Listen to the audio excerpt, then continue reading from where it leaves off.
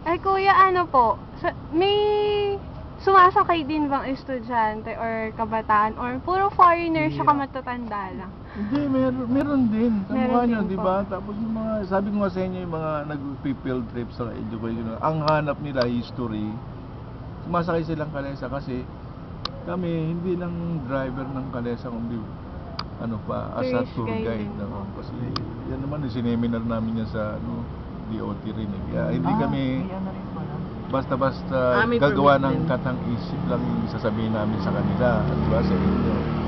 Yan pinag-aralan din namin yung mga lugar-lugar na yan.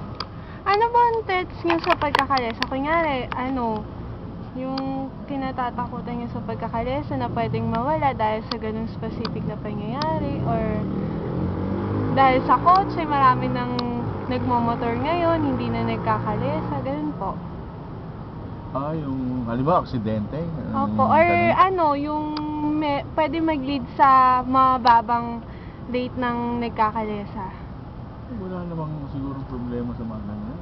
Kasi, alam mo, kalesa, ano ito yung Hindi na talaga sinaunang sasakyan natin Opo. to. Atin. Ito, isa rin ito sa dinadayo ng mga turista, yung ma-experience nila yung pagsakay ng kalesa na ipapasyal sila dito sa buong Sa buong Intramuros. Ano pong pangalan, kuya? Ako si Kuya Noli na lang.